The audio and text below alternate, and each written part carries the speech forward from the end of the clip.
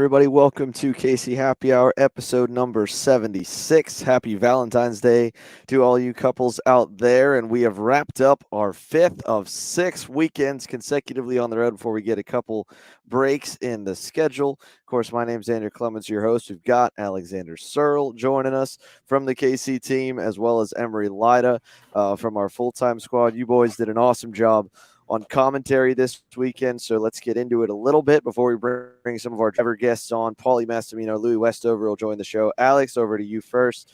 Some thoughts on your end, kind of with the weekend all wrapped up. What sticks out to you? A lot. I mean, it was a good weekend overall. I mean, obviously going into the weekend, we didn't know, going clockwise, whether the racing would be better or worse. I mean, a lot of the drivers we spoke to before the weekend said, they thought there was less passing spots, maybe just more follow the leader type racing. But I think we got the opposite. I think we got some really, really good racing. Obviously, really good aggression from all the drivers. Clean racing overall. I mean, no red flags, which is obviously a good thing. But overall, I think the racing was really, really good. And yeah, I think it was better than a lot of people expected going clockwise for sure. Emery, what about yourself, man? Yeah, I mean, like Alex said, I think that the racecraft and the really just the races that the clockwise track produced was really good. We saw a lot of overtaking, which at first I wasn't entirely sure about, but I feel like that it forced aggressive overtakes, which in some ways made the show quite a bit better. And with that as well, I think like the X30 Pro Finals both days produced some interesting racing. I think on day one, seeing Garrison be able to pull because Turney and Norberg kind of had their own little battle, kind of was exciting into it, and then as well as that, just throughout the classes in general. Like I feel like that there was a whole host of different race dynamics. You had guys that pulled away, you had kind of 2-cart races, and then you had a few that were just kind of like 5-6-cart packs. And I mean, it was a mixed bag from what I heard from the drivers in terms of which circuit they preferred, but certainly in only a 2-weekend championship, having that second one where you're going reverse, I mean, there's a lot of similarities, but at the same time, I felt like it threw enough of a curveball that it makes the 2-round championship to where there's a lot of similarities, but at the same time, a lot of interesting racing being produced. Yeah, I mean, everyone's a little bit mixed bag on the racetrack of which direction they like a little bit more. I think this one stacks everybody up a little bit more than going the standard direction. For whatever reason, we seem to just have to be a little bit tighter packed. I mean, outside of that Sunday X30 main, I think everybody was still relatively close. But I don't know. Overall, I'd say net same. I think we got really lucky there was as many walk-ups as there were. A lot of them was in headline classes that were going to be looking light. X30 had 22 pre-entries going into the week. We ended up around 33 or 34, and a good number of those were walk-ups and last-second deals like Garrison, Noel Leon, and a few other bigger guys that we didn't expect to run. I know Garrison wasn't sure, and Leon was a definite no. So that was cool. The entries were good. I mean, when we start the year like this, outside of anything crazy, everyone's still pretty excited about the season. I don't think a lot of people get burnt out, but let's go ahead and we'll bring in one of our guests here and hear what he thought about it. Pauly Massimino joins the show for the first time in a little while. So, Pauly, over to you, brother. You were quick this weekend, but beyond that, thoughts having gone through the first two races of the year for you. Yeah, definitely. This past weekend was a lot better than the first round. Kind of seemed like I thought I was losing my touch a little bit, the little bit of touch I had. But no, we made some big changes. We've been doing a lot of different chassis testing since after Vegas. Went through a few things along with Garrison. We were tested a few different chassis and ultimately came back to the red speed. So yeah, I mean this weekend felt good knowing that I could have speed still and keep the speed and run up front again. Obviously Saturday didn't go the way I planned after getting ass packed in the pre-final. Um, was able to still show I had some speed, so definitely a lot of positives out of the weekend. Yeah, I mean, I think the biggest note and some of the quotes that we threw up on the page today were, everybody echoing each other between Turney and Austin and Ryan, especially in the post-race presser, but the storyline kind of through the whole weekend that, the Winter Series felt like we had as top heavy of an X30 field as we've had in a few seasons. I mean, we've had big name guys come over, in years past. But from your eyes, I mean, your first year in senior, I was still running partially, and I don't think. I mean, I think that going back to the 2018, 2019 era, the level that everybody was at wasn't even in the last 4 to 5 years. I feel like it's gone up tremendously. Like for you, you had a really really good 2020. You had a pretty decent 19 going down to 100cc, and then since then up and down. So, I mean, what's that been like from your end? And do you agree? Do you feel like it's just all of a sudden ramped up the last few years of how on it you have to be, how committed, the level of testing and everything, has it ramped up in your eyes too? Yeah, for sure. I mean, I think when I first moved up, the competition was good in my eyes at first because I was a rookie and I didn't really have the speed back then. And then once I came back, it seemed like it started to go up. And then at the same time, we were losing some really really good drivers too.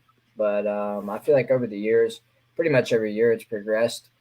I think um, seemed like the past 2 years wasn't terrible on competition, but at the same time, I feel like it wasn't the best. But so far this year, I think having Turney over here, I really think he's one of the best drivers in the world. Um, I've been watching him for a long time when he was over with Tony Kart for the past, I don't know, I think it was 7 years or something like that, whatever it was. But having him, having Morgado, as well as Norberg and Garrison, yeah, and all the other people. It seemed like competition was very stout at the Winter Series, but I always think it is because we always have the some Europeans that come over, like Travis Sunudo came over and a bunch of those guys. So I'd be curious to see how it is at USPKS and Pro Tour. See if we keep up that same level of competition, or see if if some of these guys drop out. But yeah, Yeah, I mean, we by the time it felt like we got over to Utah last year, I think that was probably.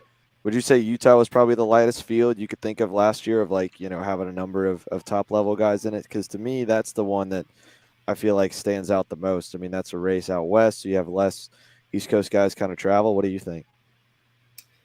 yeah, I think so. I mean, I felt like Utah was a pretty good one that the competition went down. You saw, a few people that weren't in the points that had a rough NOLA, didn't really attempt to go out there, which I don't blame them. It's kind of far for the East Coast guys, but you had some West Coast people that we don't really see race, like I think Christian Brooks was there.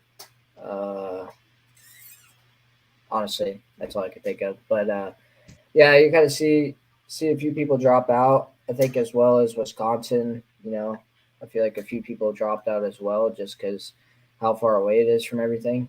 But other than that, I feel like it's been okay. I mean, Emory, you've been, on a partial schedule the last few years too. I mean, from your eyes, kind of both with us and then within the paddock. I mean, can you describe it too? Because I mean, the stuff that sticks out to me the most of seeing the progression, and there's no question that with Ryan dominating, it kind of forces everyone to catch up or go out of business. But even in 100cc, and even we've talked about it a little bit in the mini and the micro classes, like the level of we say level, I think that's a little generic. To break that down, what I mean by the level of competition going up, I feel like we're testing more than we ever have. I feel like there's more focus testing, focus data, and maybe I just wasn't as in tune and got lucky with good power and good equipment on the races that I had good results in. But in my eyes, I look at it, and as much as I want to go back out there, it's almost intimidating, even into go run KA a little bit. What do you think, Emory? Yeah, I mean, I think for me, it was like the first 2, 3 years I was in senior, like I felt like it was not to say easy, but it was certainly like the field depth wasn't there compared to what we've seen the last also 2 or 3 years at this point. I mean, I'm getting old, but like mid 2020, I feel like stands out to me. Like when we came back from COVID and you had the 2020 sort of SKUSA Pro Tour series all at Newcastle, you had USPKs at Newcastle. Like, I think both in KA and in X30, you saw kind of a little bit of elevation there when it came to the field counts. And just since then, it's gotten more difficult. Like, I remember the last 2 years or so in KA, it's like now you're suddenly having to put in time because you've got kind of the younger guys that are stepping up to senior. You've got a few veterans that are kind of stuck around. That's kind of, you combine those two, the field that's getting greater. And then also in X30 as well. I think, like, not to say that 2018, 2019 wasn't a bad period by any means, but you certainly had, like, you kind of caught the middle ground between, like, the era where you had Brandon Lemke, Brendan Jarsakrak, Braden Eves, like all of them running up at the front as kind of the younger senior guys, and then kind of this newer wave of senior guys like a Pauly or like even getting more towards like Jeremy Fletcher in 2022, Connor Zills 2021. That was kind of the in-between ground. But certainly the last like 3 years or so, I definitely think you've had Norberg at RPG, you've had half their program basically running up the front at various times. And then you've also seen more guys in Europe that come over from Europe and from other countries kind of staying longer as well. Like, it used to be like you'd have a lot of them in Winter Series and then kind of dissipate pretty quickly. But now, like last year with guys like Marian and obviously just generally like guys like that kind of staying around for an entire season, like, I definitely think the field quality in both the pro categories as well as kind of some of the feeder series and some of the more support categories has improved quite a bit as well since I started getting senior, but especially the last 2-3 years. Like, I go back and granted 2019 USPKS was a little bit lighter, Pauly, right? But, because even that year you were running 100cc at Pro Tour, we still ran X30 there. And I mean, we didn't, it was a 30 to 30-ish, maybe 35 car grids, like Ocala and then Newcastle. And I think GoPro was just a bit over 30, but I didn't have a single test weekend. I think I had maybe one test single day at GoPro on like a random day because it just so happened that I got to go up there and be interim GM before they switched out when I was still working at Homestead. So I just tested a handful of laps on a Thursday. And I mean, even this year, right? You were down testing in January. Did you come down and run testing or do the club race in February too? No, I didn't. I was going to, but had some things come up at home that I was going to take care of. But yeah, I mean, like you said, back then I never really tested. Obviously maybe laps at GoPro, but definitely never really went anywhere else to go test. But now, ever since like the beginning of last year, I feel like it's more mandatory to do because the amount that you lose, even though you have so much practice, there's still little things that you get the weekend before that put you ahead into the next weekend. Like I think you saw like Joe and even Ryan, they were there the weekend before, and it took us quite a while to catch up to them. I don't think I even, I wasn't really even driving that great until probably midday on Friday. But yeah, I definitely feel, RPG kind of helped that movement of start testing more because they've always been the ones that have been, there every single week. And then the next week they would always come out and win. So I definitely think it changed a lot of people's minds about testing. I don't really prefer it. I feel like you make it harder on a bunch of people because obviously, it's another weekend of paying for racing, another tire bill, fuel bill, hotel, travel, mechanic, all that. So I kind of wish there wasn't, but at the same time, it's definitely beneficial if you do. If you let's switch gears a little bit, recap more of like your your day on Sunday, right? I mean, you had a good start. You even almost sent it on Ryan in turn two, and then from there, Garrison kind of came back forward, moved back forward. What was the difference for you where you couldn't hang with, where you were running still in third and him getting around and then fading back a little bit in your main? Yeah, I think, me and Garrison, we kind of went on a little bit different of setups on Sunday for the final, as well as Aiden.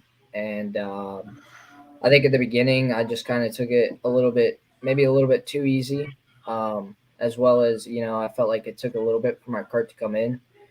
I definitely couldn't keep up with Joe and Ryan in the beginning for sure. They were a little bit too fast for me. But once my cart started coming in towards the middle of the race, kind of started getting back into the rhythm, and I started slowly catching back up to Naveau as well as Garrison, and I think maybe we could have went a little bit higher on air, maybe a little bit different somewhere else, because I know we tried something for the final that I'm not sure if it helped us or it didn't really help us at all. But no, I'm just glad that we showed speed, and we put in a pretty good team result this weekend, obviously with Austin winning as well as us going 3-4-5 on Sunday. You still seem down even saying that, man. Why are you so depressed tonight? I don't understand. This is a solid run for once you're not chunked on Sunday. It felt like half the races last year you're riding the wrecker back from the main. No, I'm definitely more excited than I have been in the past. Feel like, I've always seemed like I've always had pretty decent speed everywhere I went, but just kind of the luck didn't really help me out. So it was nice running back up at the front. I kind of wish I could have been up there with Joe and Ryan to go after the win, but I think on Saturday, if I would have had a little bit more luck in the pre-final, I think I could have been up there racing with those guys too. Because even running the final, passing or whatnot, still showed pretty great pace, and equipment felt really good. Even in the pre-final, I went out pace lap, and I was like, okay, this thing's gonna be pretty good. Then obviously it didn't go to the plan, but yeah, I felt like once I got back on the OTK, we didn't really change much, and we kind of had speed. Probably could have did better in my qualifyings without I made a few mistakes here and there, but no, I'm definitely more happy than I've been in the past.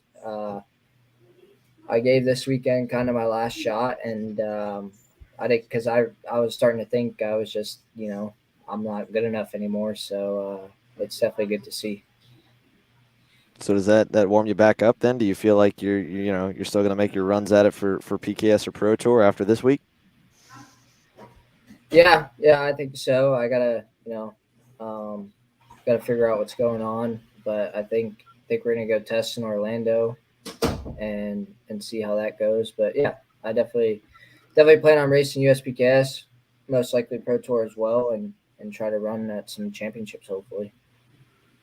Well, we'll wish you the best of luck on that one here, buddy. We'll let you go. We'll hit the commercial break here really quickly, ladies and gentlemen. We got Louie Westover joining us in the green room. So, Paulie, for the first ever show that we've had you talk more than 30 seconds and I haven't cut you off, is this an A+? Because I feel like I feel like I'm going to sleep right now, man. You're just nice and easy and calm and soothing. Maybe we just do a late night show with you. What do you think? Nah, that's good. Yeah, just thank you to Speed Concepts and Mike and all of them for all the hard work and all the trust they put into me and my program. I really appreciate it. And yeah, it was good being back on the show. Have to do it again here soon, but for now, see you guys soon. We'll let you get back to it there, buddy. Stick with us, guys. We'll have a few more driver interviews and a little bit more of a breakdown of what we got coming up on the week. Of course, Rock Winter Tour is coming up this weekend. So with a lot of drivers staying in town, it's how we're able to get Louie Westover, who has been flying back and forth from across the pond. But this week he stays in town in Florida. He's, again, going to be joining us right after this. Ready to go racing along the Gulf Coast? Karting the Coast is a family-oriented regional series that covers Mississippi and Louisiana. Its 2023 schedule consists of 10 races spread amongst Finish Line Performance Karting in Biloxi, Mississippi, and NOLA Motorsports Park in New Orleans. To find out more, visit coastalkarting.com. From 4-stroke to 100cc to 125cc and beyond, Technokart USA has a winning option for you. Based out of Des Plaines, Illinois, Technokart USA offers both chassis designed to win in all divisions of North American karting and a top-level race support program at the U.S. Pro Kart Series, Route 66 Sprint Series, select Cup Karts North America races, and both the Rock Vegas and SKUSA Super Nationals. Podiums, wins, and championships are waiting for you whenever you're ready to get on a Technokart. For more information, follow us on Facebook at facebook.com/TechnokartUSA. All right, so we go from one guy who's not exactly the biggest fan of media, but has come to love us, I think, over time, and probably to another, Louie Westover. Louie, I know, like you said when we did our preseason stuff, that you're just it's not exactly your thing doing all these interviews, doing all this extra media legwork that we make all these guys do stateside. But I appreciate you coming on the show, my man. No, it's all right. Yeah, you're welcome. Yeah, it's good to be on the show. I'm not the most media trained person. It's not something I particularly enjoy, but it's nice to do sometimes.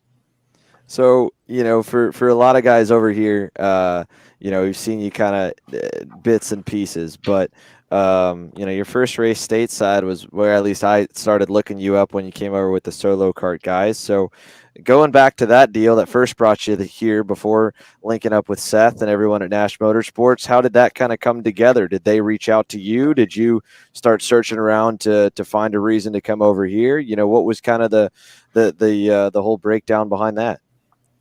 Well, it's kind of a cool story. I did the Le Mans World Finals, and that was actually meant to be my last race for quite some time. My parents sort of weren't happy funding it all. And then literally the week after that, I got a message on Facebook from a random guy called Adam Pettit from Solo Kart, not a team I'd heard of, asking if I wanted to come out, promote their car over in America. And, it seemed like it was a great offer at the time. It meant I stayed in the world of karting.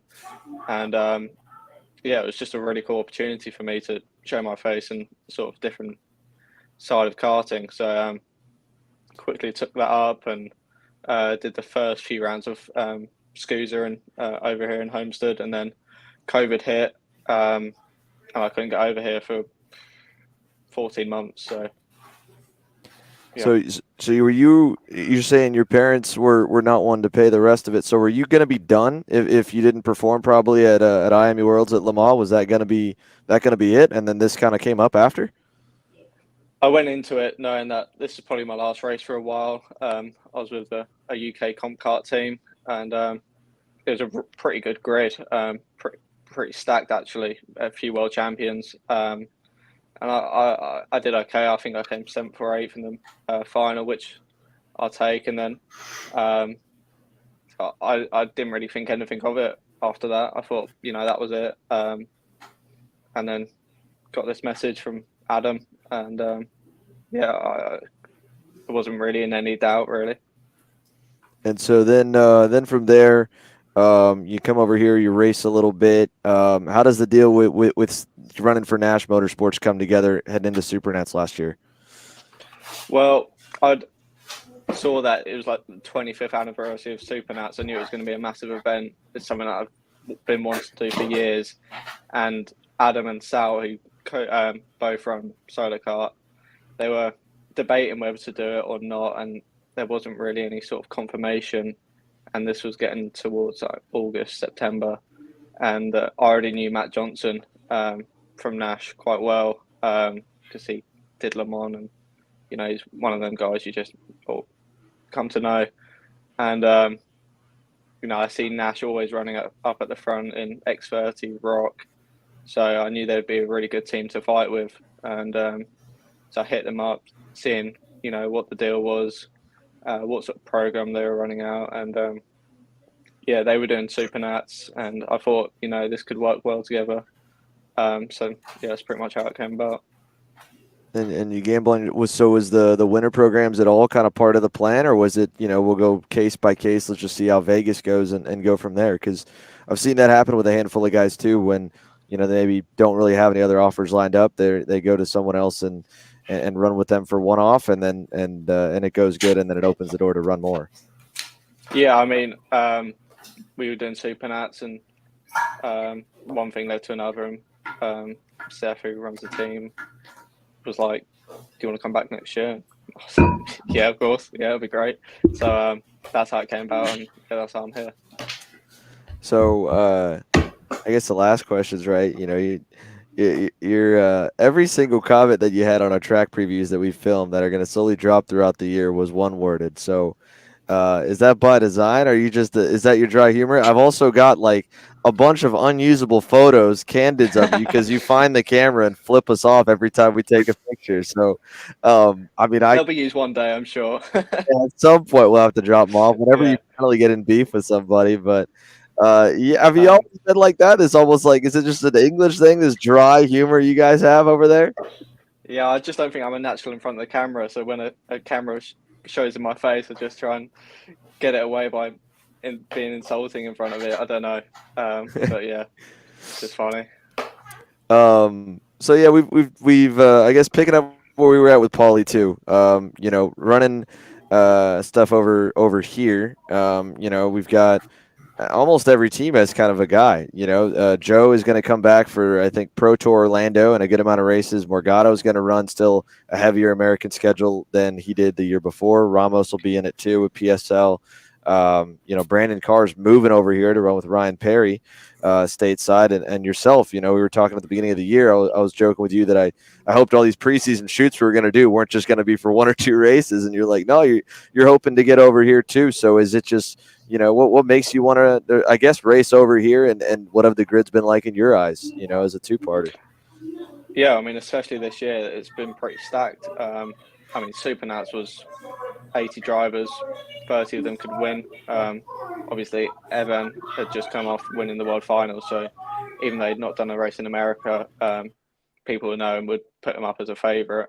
But yeah, for the Pro Tour stuff, you know, the grids look good. It's always competitive, and I want to be a part of that. You know, I enjoy the challenge. I enjoy fighting for top 5, top 10s. So yeah, like I don't see a reason why, if the grids were small and there weren't many drivers, then it probably wouldn't appeal to me that much. But because it's a stacked field, I'd want to be a part of it. And are you still doing stuff over in Europe, or are you picking some of this in place of that?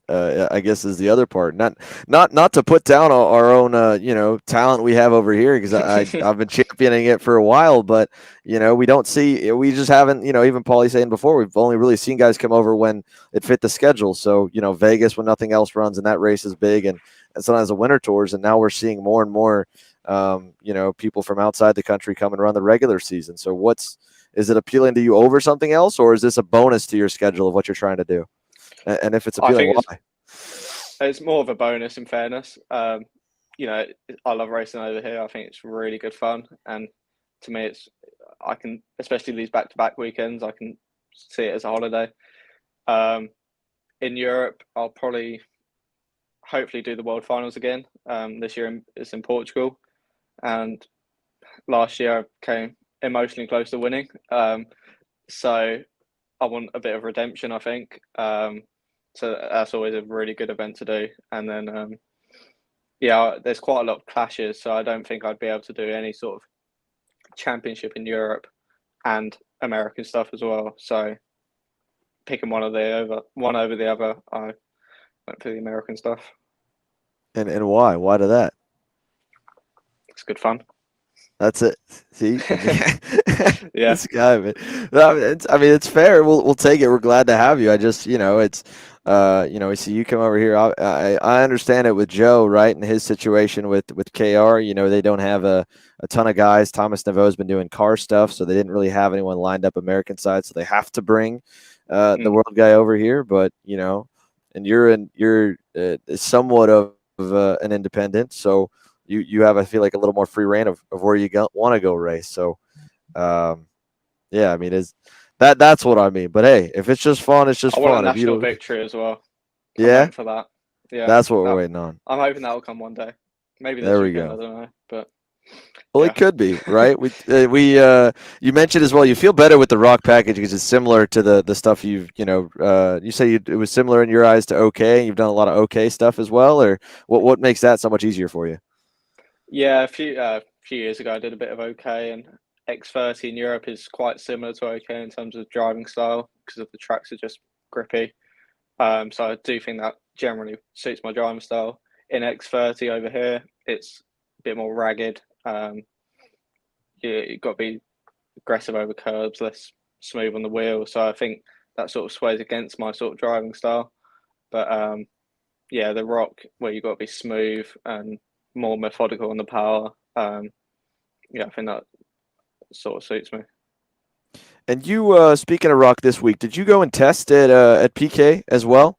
But before, I can't remember if you guys were scoping it out or when we had talked about or something back in January, or did that ever come together? No, first time I saw the track was this morning. Me and Blake walked it earlier, so we're testing tomorrow. I think doing some laps, but apart from that, never driven it. What do you think of it? Yeah, it looks pretty good. Tight, but looks like a great facility. They've done like a really good job in quite a short sort of space of time. I think it looks a cool layout. The curbs look quite big, so they'll be fun to try and hop over a few times for the cameras. But yeah, I think it'll be good fun. I don't know if the racing will be that good because it is so tight and the layout, the way it's sort of been drawn out. I don't think it promotes great overtaking, but with rock, you never know really. Yeah, I mean that's I don't know how it'll work either. Emory, what do you think? I mean, looking at this layout here, we'll pull it up for all three of us to see. I just had it there for a minute, so we got to see for our end the Rotax race. I don't know if you caught too much of it, going the other direction using the full configuration with every single thing. That seemed to have a decent amount of passing going that way. Walking. I mean, I could see it in turn number 1. I could see it in the last 2 hairpins. I don't know. It's a fair point. I'm not sure if you'll get a lot of passing besides those 3 zones. I mean, did you think anything else, or was that where you were thinking would on the track? For me, I think the last 3 corners remind me quite a lot of the Supernats layout, where it's a 90 right into 2 180 hairpins. I think that could provide good racing, but other than that, you've got turn 7, I think it is, turn 6 or 7, the long hairpin. I think that will provide some overtaking because it's quite long sweeper. But apart from that, I really don't see anywhere else. It'll be interesting to see it here. So the other thing that we were talking about right before you came on, was the massive amount of testing. And this was a question for Greg Ives coming in saying, what is considered testing? Running a club race, running the track, optional Wednesday practice. Thought some of the testing rules in place seem reasonable. And over here at whereas I feel like it's been a lot longer standing in Europe and even in England, where in the United Kingdom, where the tracks are closer, that you guys are running at, like what Kart Masters, I got to imagine has got to have a full house of PFI for 2 weeks, eh? Thinking back to some of the events over there. Yeah, Kart Masters, especially because it's like the biggest national event that we've got. You've got the club meeting the month before. That's usually all the people who do that plan on doing Kart Masters. Then yeah, you'll have a few days, maybe the weekend before, where it's a test day. But PFI is also like a corporate track, so I think Monday to Wednesday they've got arrive and drives. So some days it's just not available for testing. So that does make it a little trickier. But it's sort of the track that you learn over time. You can't do one test day, be quick, and then be quick the next day. It takes a lot of learning. Yeah. So to elaborate on this comment here from our viewer Greg and give a little bit of clarity to it, basically, it's we've had it more over here. I feel like over especially in Europe, that's been a little more commonplace to have a ton of seat time, and I think personally that's probably where our drivers were losing for a while. That guys we just didn't drive as much at a lot of different venues and in a lot of different tires. So, you go back about 10 years ago when USPKS started, and at least for the only events that had a week long of testing or even maybe a test weekend before was usually Rotax, when it was very, very big and kind of the dominant engine package. Would have a full test weekend or club weekend or even their own private shootout the weekend before, and then the week of you could start getting on track usually on Wednesday at least. If not, you could get on track some places as soon as Monday or Tuesday. And so you had kind of three fragments in our country for a while. You had Rotax guys that would run Rotax Winter Tour and the Florida stuff. So that'd be 6 races because it'd be 3 Florida Winter Tours in 2-week stints at a racetrack. First weekend would be kind of a hodgepodge of classes called a Formula Car weekend that would have tags, so you could run other engines. You could run. They had Briggs there at one point, and then you'd run those 2 weekends. The second one would just be a Rotax Max weekend. You'd run a Rotax US National, which this year is at Newcastle in September, and then there was also normally 1 or 2 select other Rotax one-off national events, all of which either the individual nationals or the Winter Tour would give a ticket to the World Finals, which was, again, the main goal for a lot of guys. So you had a group doing that. You had a group kind of on the East Coast and Midwest that ran USPKS when it started, but initially was just running WK Man Cup stuff, which that is more of what the Miami crowd was at the time before Miami kind of adopted everything that we run over here and became the dominant market engine that we use. Those guys would run 5 WK Man Cup races, starting with Daytona Kart Week. Then you'd have 4 through the regular season. You'd have 3 to 4 USPKS races. And then the SKUSA Pro Tour didn't come east until Newcastle 2015. It stayed west of the Mississippi. So it'd have 3 races, the third one being Supernats. And it also meant that the West Coast guys to drive a lot more ran the California Pro Kart Challenge, which is only about 5 regional races. All in all, at least on the Miami side and even on the Pro Tour side, Thursday practice wasn't even a thought or even an option most of the time. Supernats was the only time we were on track on Wednesdays.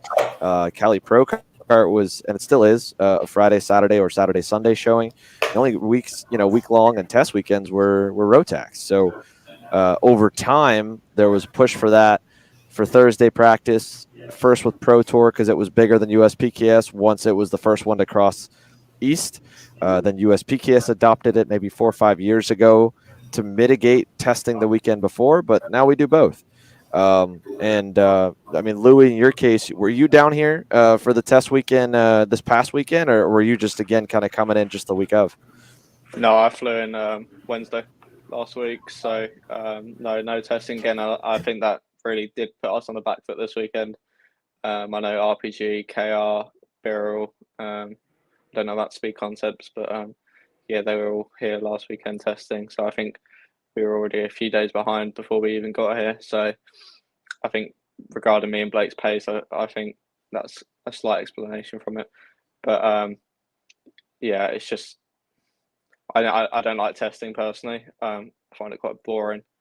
I see the benefits. Obviously, it's evident seeing KR and RPG doing so well this weekend, being 2-3 tenths faster than everyone else. But yeah, personally, I find it a bit of a wasted exercise occasionally. Did you ever feel like you pinpointed where you were missing to those guys this weekend?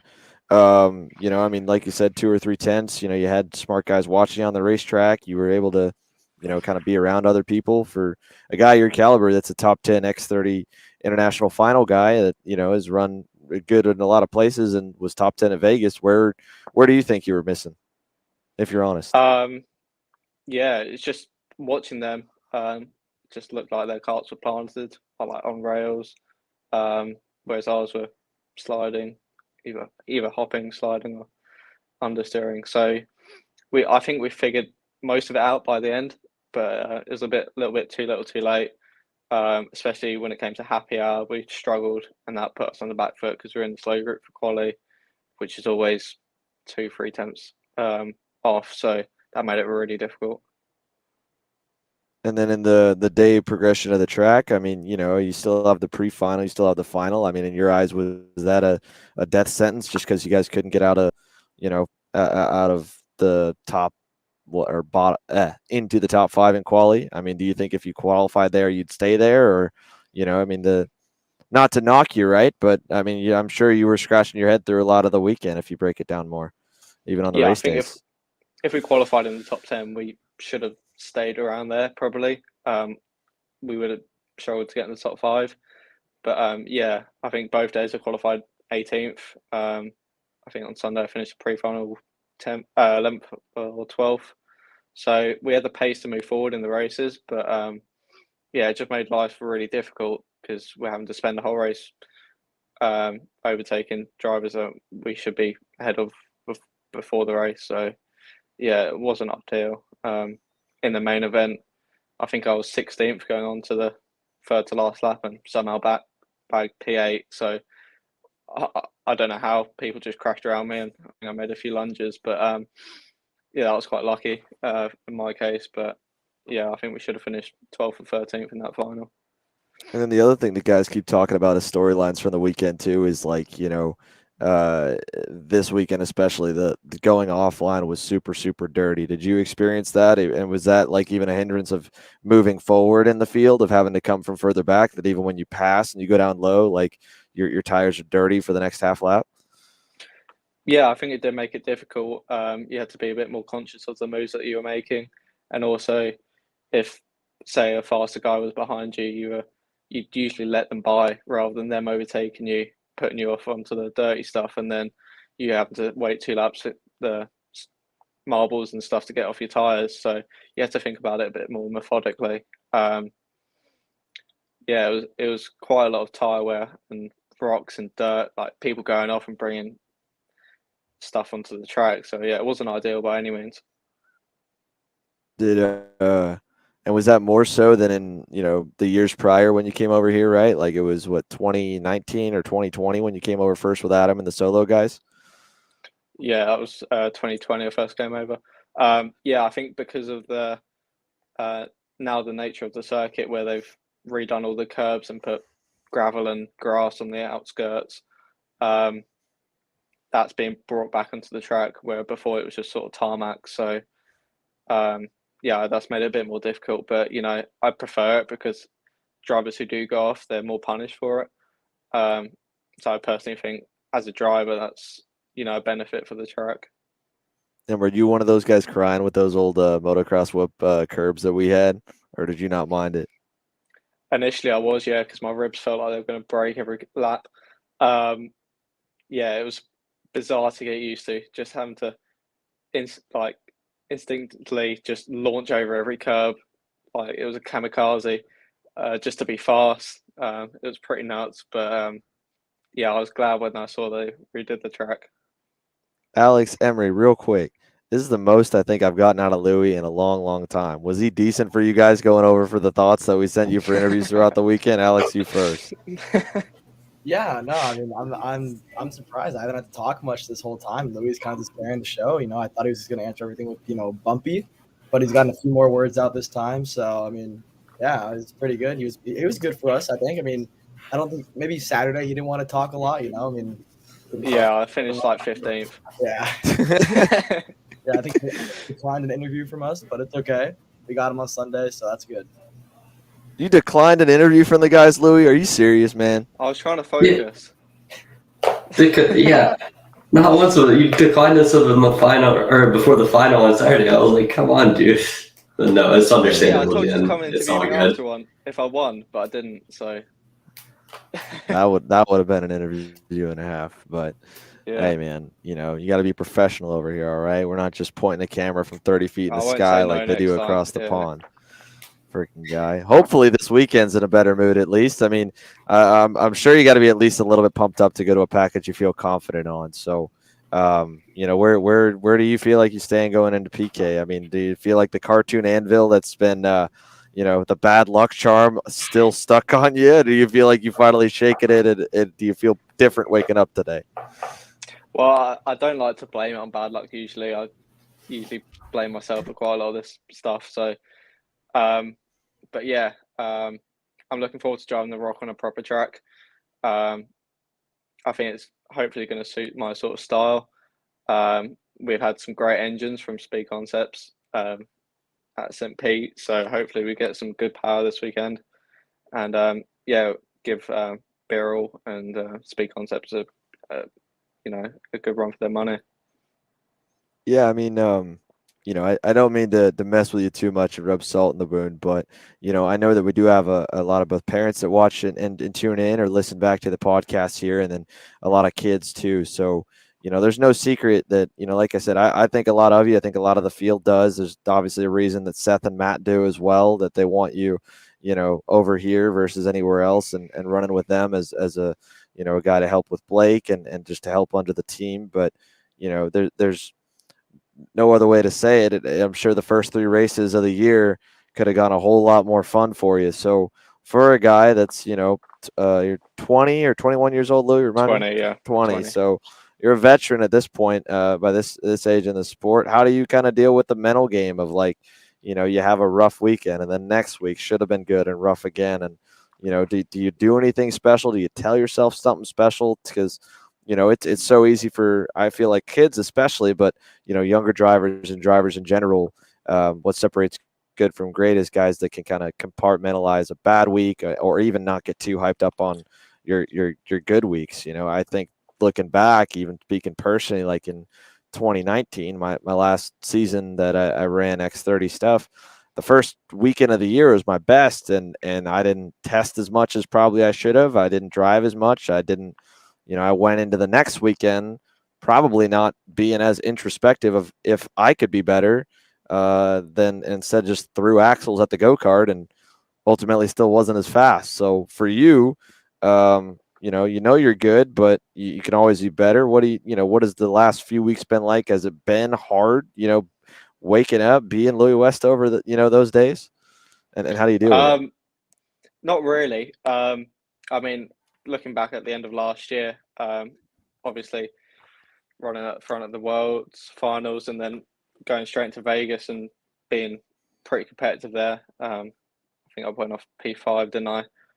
So, I look back on those weekends and think I must have been performing all right. I must have been driving all right to put myself in that position. Yeah, I got taken out of the lead at Le Mans and then out of P5 at the start of Vegas. So they were my fault or just being put in a bad position or having dirty drivers around me, it's hard to know. But yeah, when things aren't going my way, I look back on those positives and those good weekends as proof of what I can do, and sort of use that as like fuel to drive me really. But at the end of the day, if I'm not performing, then I'll know about it.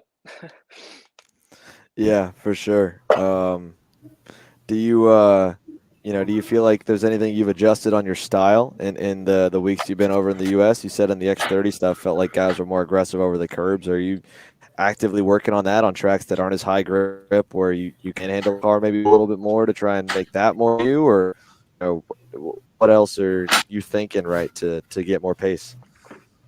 Well, I think quality is definitely a weaker point for me. I think racecraft I'm doing all right, but it's tricky because I'm putting myself in these not ideal positions by qualifying pretty poorly. So once I sort qualifying out, then I'm up at the front, then I'll be able to show more of what I can do. I mean, I don't know if you even saw me on the TV cameras all last weekend because I was mid-pack most of the weekend, so it wasn't that fun from my perspective. But yeah, I think quality is definitely something I can work on. At St. Pete, it was unbelievably frustrating because I think I led quite a few practice sessions and then I was a 10th off in qualifying, but it was P7 just because it's such a small, tight track. So yeah, it's finding that 10th or 2 in qualifying, I think, is what I need to work on, and then that'll just put me in a better position for the races. You obviously qualified good over there, so is it different over here? Are you still adapting to the feel of the circuits we run on, or I mean, there's MG tires run at some places over in Europe. It's a global brand. Levanto, I'd imagine Levanto's probably rock everywhere, but where would you attribute it to that you don't feel comfortable, right? Because that's, if you take quality as the weak point, right? You're a guy that's qualified good before, so where's the lack of feeling?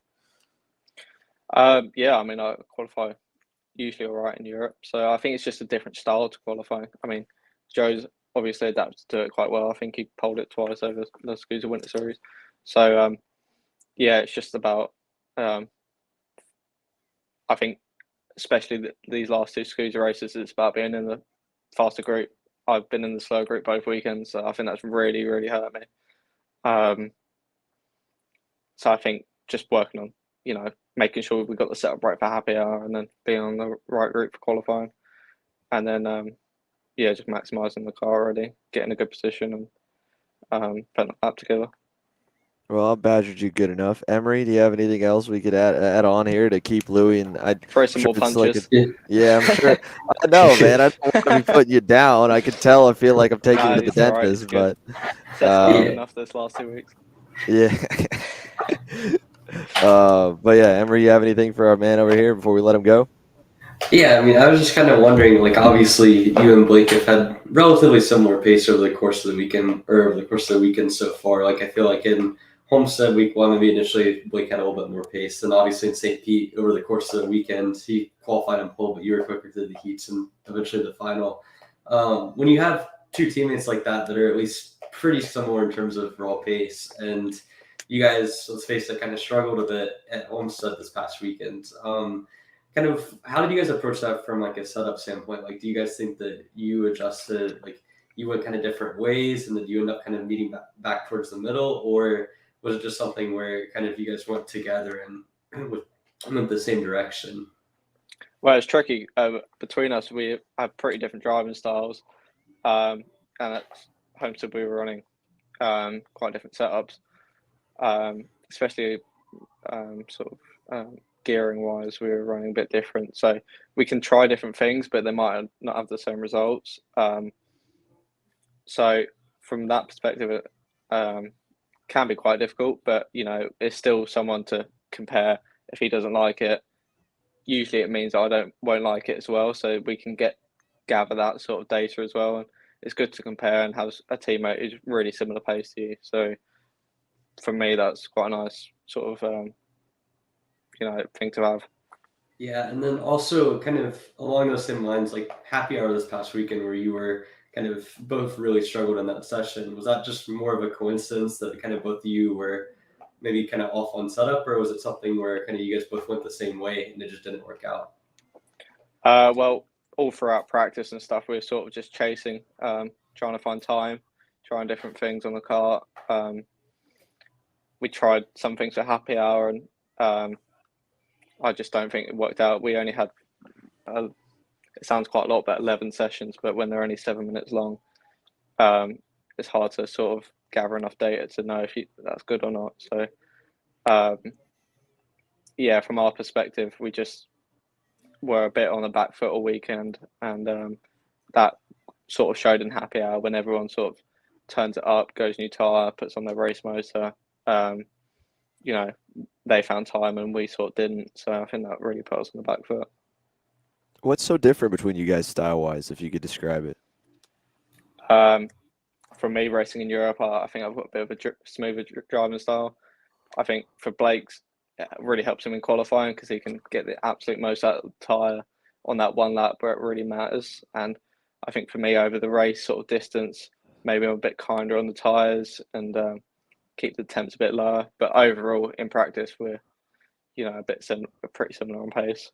So is it, do you guys kind of balance that on pressures? Because I know for me, I ran a lot higher pressures than a lot of other guys I went around because I wasn't nearly aggressive enough in quali. Like, do you run typically a little higher than he does because he heats them up more? Usually we're about similar, I think. So what do you do to mitigate it then? Is it more front end? I can't give out those secrets, Sander. So, You're asking for all my setups. I'm not asking for your setup. I'm asking for what's different from you to Blake. Obviously, at this point. But yeah, no, I mean it's fair. If I mean, what? Yeah, the front end's It's just usually a bit different, but yeah. yeah, fair enough. I mean, what people were running on tire pressures, from what I heard around, was crazy this weekend of what guys were able to get away with, and it's such a moving target every year. It seems like even the tires aren't, they're only homologated every few years, but I don't know. I feel like we talk to guys at different weekends, and whether it's little changes in the car or something that I don't understand, that I probably should get some more mechanics on here to understand. But it feels like in a lot of ways we throw the whole notebook out from the year before, and we go like in a totally different direction. You can't bring the same setup. You can start on it, but you would rarely ever end on it. I'm sure you guys are probably way different chassis setups than where you were even in January. With a little bit different conditions. Yeah, I mean it's a bit warmer this weekend. The track, even though it's backwards, is kind of different nature.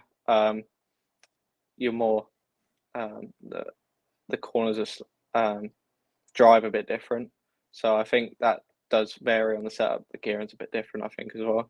So yeah, there's that to look into, but also we can't really compare to last year because I wasn't with the team, and also I don't think they were actually here, so we couldn't compare ourselves on that sort of setup wise for that. But yeah, this track, the way it is, clockwise, it's definitely harder to set up for. Yeah, do you think that the gearing across the field was relatively similar this weekend, or was there a lot of variance? Because kind of from what I heard from a number of different people, it seemed like there was maybe a little bit more kind of large changes over the course of the weekend from Friday to Sunday. Yeah, I think so. I think there was probably a variation for about 3 sprockets, teeth-wise. I know Blake was generally running a bit lower than me because I was struggling off the corner, and he wasn't. So there was that to compare. But yeah, from what I heard as well, there was quite a lot of variation. And you could see that in the races because I know I was battling with someone quite a lot in the pre-final, and he was definitely a gear or maybe even 2 lower than me because I'd do him off the corner and then he'd catch me so much down the straight. So it made it quite difficult to race. But yeah, there's not much you can really do about it. Closing out here with Louie. Alex, you got anything else for our quiet English friend? Not really. I mean, I just have a quick question for him. Obviously, you know, the first weekend for you, SKUSA, went not great, but I think it was better than this past weekend, round 3 and 4. Rock went pretty well for you, besides the incident you had with Connor, I think, in Heat 1, which kind of hindered your pre-final start. But you showed a good pace on the Rock. You said you prefer the Rock package. I believe it suits your driving style a little more. I mean, what are your expectations this weekend for Piquet? Top podium would be nice. I don't really know where we'll stand because it's quite a new track for everyone. But, you know, Nash always run well at Rock, so I think we'll go pretty well. Hoping this track suits my driving style as well. I don't know what drivers are here actually, but yeah, I hope it's a good weekend and we've got good pace. Yeah, and I mean, you said obviously you said you struggle with qualifying, especially this year. Obviously, I think in might be a little bit different in Europe. I mean, we have pretty short qualifying sessions. I mean, how are you gonna attack qualifying this weekend in Rock? I mean, what are you gonna do to improve? Maybe get a better qualifying position. Because that's pretty much the one thing you said you're struggling most with. Hopefully, I'll drive a faster lap. That's a classic Louie answer. That's a good answer to end off. I had to get a Louie answer in somewhere, didn't I? There we go. Yeah. Adam says it all. Yeah, exactly. Right. I'm sure it's the same. You probably drive your mechanics crazy when you come in out of the tent. Oh, we're slow. What's wrong, Louie? Stuck. Cart's slow. That's it. Cart's slow. Yeah, that's all they I'm need. slow. Pretty much. Well, thanks for coming on, buddy. I appreciate it. Well, I know we'll see you here in a couple days. I think we'll go over a little more of what we know after the break for everyone on the show, but I think we'll have about the same crew. Connor Zilch should be back with REM, I think, unless he's got to go to the Daytona 500 to go kind of save or work over there. I can't remember. I don't think he's. No, I think he's here this weekend. I think he's here. Yeah, yeah. Should be. PSL, same crew. Leon might be the only one that we lose. So in your case, that was the guy you got that Connor got together with that took you out. So that might work out better. Hopefully we avoid a crash again. So I don't think he's there, but I think everybody else is. And then we'll see if old Rai shows up for this one. I know they didn't have him in the seat at St. Pete, so who knows? I don't think he knows either, but who knows? We'll find out. Yeah. But yeah, we appreciate you coming on, buddy. So we'll see you soon. All right, thank you. All right, cheers. Yeah, man, absolutely. We'll move on to one more little preview we have, kind of the tidbit of the week, and I want to go in with Alex and Emory on a few other things as well. So for you guys tuning in, as always, you can send in comments and questions when we come back, and we'll see you right after the break right here. Kart Store USA is a kart parts supplier that racers and retailers can count on when they need reliable advice and service. We focus on servicing all racers with honesty and pride while maintaining customer satisfaction. We carry a full stock of Kart Republic and Tony Kart chassis, as well as IAMI and Vortex Rock engines. We've also got a host of other parts available and in stock, such as products from Rev Performance Materials, Jecco Racing Seats, and more. We have a 100% satisfaction guarantee, and on top of that, if your order exceeds $200, shipping is on us. Check out all we have to offer today by visiting us online at kartstore-usa.com. Don't settle for a national engine builder. Take care of yourself with an international one. SRP Engines is a global industry leader in engine services, specializing in engine formulas such as KZ, OK, OKJ, and Mini 60. SRP Engines is the engine of choice for Magic Kart USA and helped power North America's #1 ranked pro shifter driver AJ Myers to the 2021 SuperKarts USA Pro Tour National Championship. SRP Engines can also service any spec engine class of your choice, including IAME and ROC divisions. However, if you're looking for the absolute choice when it comes to KZ shifter engines, there is nobody better. For more information, contact Amr Sonata at srp-engines.com. KC Happy Hour is proudly presented by the ROC Sonoma Karting Championship, presented by Cameron Race Promotions, the most competitive Northern California karting series. Featuring a 2-day format with practice on Saturday and racing on Sunday, multiple track configurations, and a massive prize structure including tickets to Rock Vegas, race car test opportunities, and race rewards. ROC Sonoma is the training ground of multiple national karting champions each year and race car champions as well. Featuring a full ROC Cup USA class structure with each race weekend streamed live via YouTube, it's a series you cannot miss. For more info, check us out online at zanzarukarting.com. All right, everybody, welcome back here to KC Happy Hour. So, as we get into the last bits of tonight's show, again, we've got ROC Cup PK on the horizon. It's Valentine's Day. I think Christian Brooks was very strategic when he announced his OnlyFans sponsorship for his Road to Indy season. I was just thinking about that during the commercial break. That's about as perfectly timed of an announcement as you can make for a company like that. I feel even weird announcing that he's got that sponsor on this show. I don't feel like we're allowed to say that. Like, if he shows up to a go-kart race with it, what do we? I don't know. But I think he timed that right on the money, boys. So, where was I leading with that? I lost my train of thought. I had something else actually a little better, but oh man, PK this week should be bumpy. Was going to be rainy. Doesn't look rainy. And in closing out, from Homestead here. Let me see, what else did we have on our notes? We had a few other things that we were going to touch on. Oh yeah, we can't talk about ROC Winter Tour without talking about AJ and Marian. Also, by the way, I don't know why you guys are muted. I'm trying to unmute you. There you go. AJ and Marian this week, guys. You got a prediction of what we got from the most viral clip we've had so far to start the season, Alex? Josh Conquer Part 2. I don't know. I mean, obviously PK, it's an actual racetrack this time, not a part-time, it's like track like St. Pete. A little bit more passing opportunities, I think. I mean, obviously, like you said, that's actually news to me in terms of the weather. I thought it was supposed to be rainy, but I guess the rain's kind of come and gone a little bit there in West Palm. So maybe, makes it a little bit easier to race on. I mean, obviously, you see there's a few passing opportunities. I haven't actually been to this racetrack. I've seen, obviously, the Kart Chaser live streams, and I've seen not a lot of runoff, right? So, I mean, obviously, if somebody gets together, you're probably in the barriers, it seems like. So hopefully AJ and Marian can keep it clean and maybe just get over their differences a little bit and just put on a good show for us. But I mean, again, I think I'm gonna say Josh Conquer again. And yeah, on to you, Emory.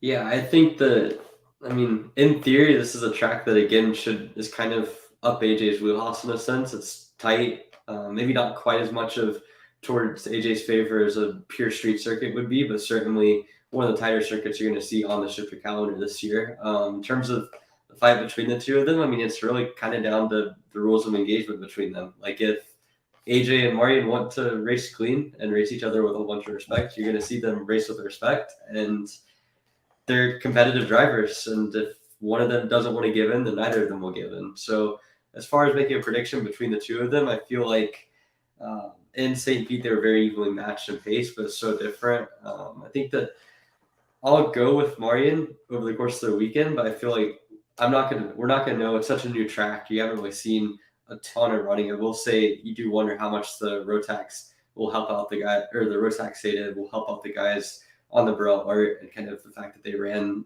a lot of that. So I do have don't know how much that'll directly help the shifter side of things, but I do think in terms of AJ versus Marion, it really just comes down to however they want to battle is going to be how they battle. I don't think you're going to see them be friends, want to do interview together or anything close to that, but I do think that there's room for them to get along and race cleanly. And given that, and hoping that happens, I would take Marion, but it's close.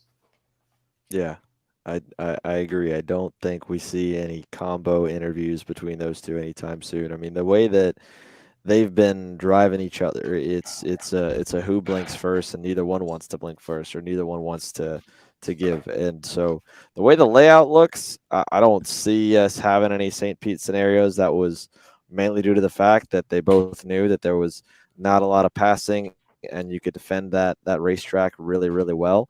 Whereas here, it'll be a little bit trickier to defend. I mean, I think that one of them could surprise a guy going down through turn one, and maybe I don't see him crossing up with the way that we're going, because again, we're going the opposite direction of before. The hairpins are switchback, so you can't really swap up through there. We'll find out.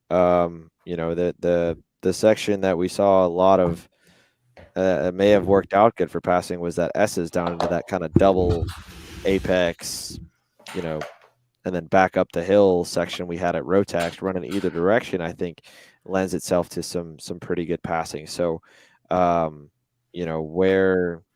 where those guys end up running, because when you think shifter, you just know that they can go narrow into the corner and drop an extra gear and park it and then pull out. I was talking with Danny Formal over here because he was over hanging out before he goes back over for some more duties. I think he's coaching again this weekend. I don't remember if he's coaching with us or doing some car stuff. He'll be driving at USPKS Orlando as his next deal. But talking to like Supernats, like that track could have been a little bit better for those guys to race by moving barriers, in his opinion, 5-10 feet, little micro adjustments. So, like Louie said, it is a little narrow. I don't feel like it's that narrow as the guys make it out to be, though. I think it feels narrow because there's only about 5 feet of grass and then tire wall and then fence on every section of the racetrack. Like, to me, I don't think it's that tight. I've seen a lot tighter racetracks than what comes here. And at least with the way that they're running in this loop, I feel pretty safe about like carts moving out. But because there's not, I feel like consecutive corners after each other, where you can defend and really get crossed up, or maybe, actually, I take that back. That last turn, that might actually work. That the last turn and the second to last corner, that looks good. If someone low lines it there, they'd get crossed up in a long run out. So the shifter guys, that if we talk about any moment that they could come together because they won't give and someone's going to park it on the apex and someone's going to run into somebody, it's going to come there at the far right corner of the screen, the hairpin. I don't know what I'm thinking here at the end of the night. It's probably too late. We should turn the show off. This show stinks. This show sucks. I'm trash. The other thing I actually noticed real quick, if you could pull up the track map one more time. Yeah. Turn one, I mean, it's for shifter guys especially, it's going to be a pretty quick corner. I mean, yeah. I feel like it's going to give kind of an advantage to maybe the guy on the outside. Might be able to just get a really, really good run off. If he gets the whole shot, I think he can claim the corner pretty easily. And then obviously going back to the rock race, St. Pete, the Burrell, especially, I think Kremer's strong point was actually the final sector of the racetrack. I mean, all the fast sweepers, the Burrell seems really, really good in, and this track seems to have a lot of that. And so I think already, like Emory said, obviously the Burrell kind of might have an advantage because they have been there. But I think this track does suit the Burrell a little bit more than the Magic. But I mean, yeah, like you said, obviously the last sector of the racetrack seems to be pretty good for passing. A few crossover spots, but it's a lot of sweepers. A lot of guys are gonna be probably parking it and maybe white lining the track a lot. But like you said, I mean, from what I saw, it doesn't look very narrow. I think maybe it's an illusion because there's not a lot of runoff. It makes the track look more narrow. But from what I've heard, it's a bumpier track. But am I right? Have they paved it since then, or is it still gonna be pretty bumpy? So I think that was the plan, that they were going to do a little bit of redoing it, because basically the deal behind the racetrack is that there's it's just super soft sand. I mean, they were still pressing the ground in for the RV and the pit area to try and pack it down tight so you wouldn't get stuck. I was really worried with our RV that we were going to get stuck with where we were parked there, but they've done some more work on it. I'm sure. I mean, that the whole place is changing week by week, which is really cool. And there's, we've had Carlos on the last week. It's a lot of, it's a 7 day a week deal that they're doing at the property, which is cool. Even talking with, Tom with SKUSA, with Mark with USPKS, with the Rock guys, everyone pretty, and Eric with Miami, they're pretty excited that these guys are making a lot of progress. And the reaction so far has been, either, wow, I didn't think they'd get this far this quickly, or it's, it's a solid piece coming together. So I don't think they did the paving what they were planning on. I think that's going to come later in the summer. So maybe a little bit rough, but talking with him, he feels pretty confident that the layout they're running and the weight, by missing that one inner loop, it should be fine at the speeds they go at it. We'll find out when we get there. But it should be okay, bumpy wise. But the one other thing is about turn one. There might be runoff now. There was not runoff there going the opposite direction, which was going into the last turn going the other way. Now, I know they were moving the fence in to add runoff going the way that Rotax ran it in the last corner to add extra space. I don't know if they've added that here because they were moving fences around. So we could show up and everything that we're saying could go out the window. This track is still progressing very, very quickly, which is unfortunate that we can't say the same for the guys over at K1 circuit, which was another thing that we had to add on. So I'm sure that there's parents kind of maybe a little bummed that the Pro Tours had to move around, had to move away from NOLA into Orlando, which at least logistically works good. And then just recently had to move away from K1 over to, to Utah. And, in understanding that deal a little bit more, it's permitting. It's permitting in California, the most overly, such an overly regulated state on that type of stuff. And I think we're right by an Indian reservation as well. So getting all those guys to sign on, and all right, when you're doing this, just goes right back through the process, because it's respected land as well. So that's the deal going on there. So at least with PK, they kind of have that problem because they can't build the buildings they want to build yet. But my goodness, as soon as they got the green light to pave and put property down, I mean, they are working. So we're going to show, I mean, when we were there just a week and a half ago, there was no window yet, but the window opening was open in our skybox, and there was a hole for AC. And I will bet everybody $5 on the team that we're going to have probably AC in that box and plexiglass because of the rain. So if we don't, then I'll pay the $5. Or wait, no. Yeah, I'll bet that it's done. I'll bet that it's done because I'll happily give everybody $5 if I get to sit in the AC all weekend and you guys got to go outside in the heat. So I'm cool with giving you guys $5 to go screw off. But if it don't, I'm gonna be mad because it's gonna be hot, man. It's gonna be hot, that container with no airflow, and it's not gonna be fun if it don't work. But they're working. I'm just saying we better buy some plexiglass if it rains. If it's not there, and if it's raining, because that'd be kind of sketchy. I feel good. I haven't gone there. I know Rock's there. Here's the thing: we're in the same container as timing. Unless we get kicked out, if we get kicked out, we're screwed because we were allowed to go in there at Rotax. They like leaving us in there, but some of the series, like Rock, like SKUSA, they have a much bigger race control, and we always get booted out, and we have to go under a tent, which means we're screwed again. So I don't know. I've been off and on sick. Finally not sick for the last week and a half because we've been talking into the wind and into the cold and the rain for 4 days a week, 12 hours a day, I think is what's doing it to me. But if that tower's good and we get to be in it, I feel fine giving the whole team $5 each because I think it's going to be good. Those guys do good work down there. So I'm excited. Shifter should be up. I'm sure numbers are up as a whole. There's a lot of South Florida teams that did not go. Ansa is supposed to go. Talking about Alan Isambard out this weekend. He was going to be there for that one too, and I think we're missing him for that also because he cracked his ribs on Thursday. So hopefully we'll be good. We're still waiting on the Isambard versus AJ match. Yeah, Only the got rematch. one single pre-final in Yeah, round 1 at Homestead. You're right. we got cheated. We did get cheated. Well, Allen is supposed to, thanks now to USPK side and KZ. Ansa's committing to run PKS, so they'll be in Orlando if his ribs are healed up by then. It's such a moving target with the rib penalty or rib injury that you just never know. But yeah, should be good. All right. Last thoughts. We'll do a quick prediction here for Rock Senior before we hopefully can do fantasy this week. I got to get my hands on that entry list real soon. Alex, Rock Senior. We know we got PSL. We know we got the Nash boys. Pretty much everyone that was quick from round 1 in St. Pete. It's going to be the same crew minus Noel Leone, supposedly, until he shows up on Wednesday and his team tells him he's racing. But that's what we do know so far. All right. Yeah. No, I think I've kind of claimed the dark horse, guy. I always like to pick somebody that's out of the ordinary. I'm gonna pick one of the guys I was on the show a few minutes ago, Louie. I think Louie Westover is gonna win this one. I think there's gonna be some chaos, right? And I think Louie.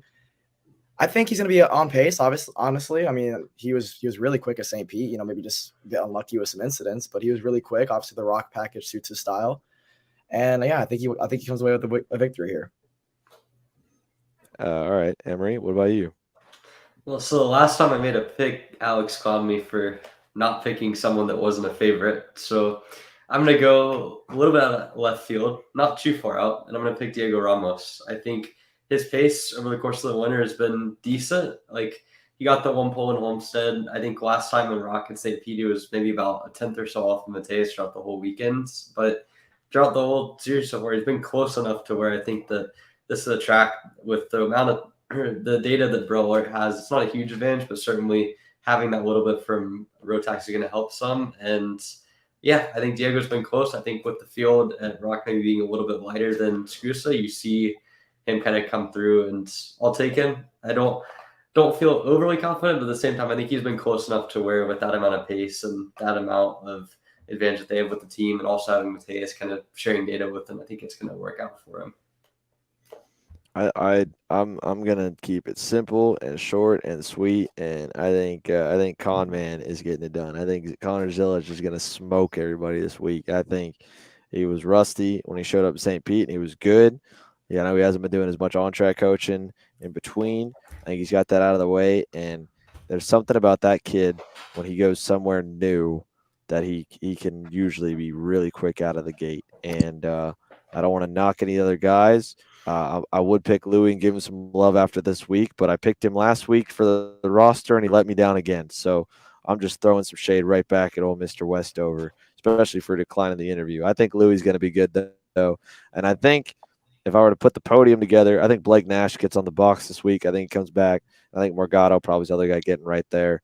I think Diego will be close, but, we'll see. He's got to be – I'm not sure what he needs left in it, but I think it's going to be Connor versus Morgado, and then I think Blake can get there, and that's just because I'm giving Nash love and not Louie love. So Louie can go pound some sand until he puts a good weekend together, because I'm tired of giving him love and then I get burned on my fantasy picks in my own league. So we'll rock on. Oh wait, what else? One more name I want to throw out there actually. Aiden Ingrata.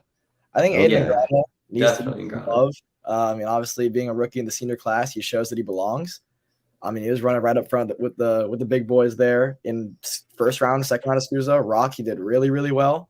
And then I think rounds 3 and 4, he put on a show. I think he really said that, like, he's like, I'm here, right? He's constantly in the top 5, all weekend long. So he's been really impressive. I think if he just cleans up a bit of his racecraft, right, just makes a little bit better moves, but the raw pace is there.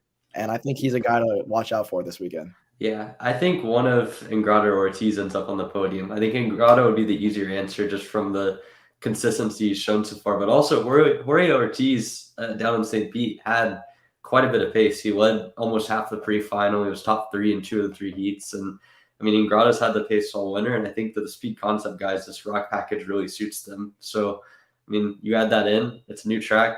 You'd have to think that maybe mitigates some of the disadvantages with the senior rookies. So, I'm going to say one of those two gets on the podium. I'm not going to pick either of them to win, obviously, but certainly, both of them looked impressive in St. Pete.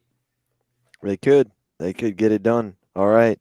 That wraps our show for tonight, everybody. Here we are on live once again Friday to kick things off for Rock Cup USA's second round of the championship and the last of the 6-week stint, the fourth of our kind of pro national calendar, as we call it, where we count the races for the US Pro Kart Series, SKUSA races, and then the Rock Winter Tour and Rock Vegas, all kind of a level above. And this year, burgeoning their way onto that calendar list, I would say, is the Stars Championship Series when we see them come on with how the KZ and the OKN fields look when we get to GoPro for their night fights. So 20 majors. We're on major already number 4, and this week should be good. We're live Friday afternoon, and we'll see you guys then. Appreciate y'all. See you next week.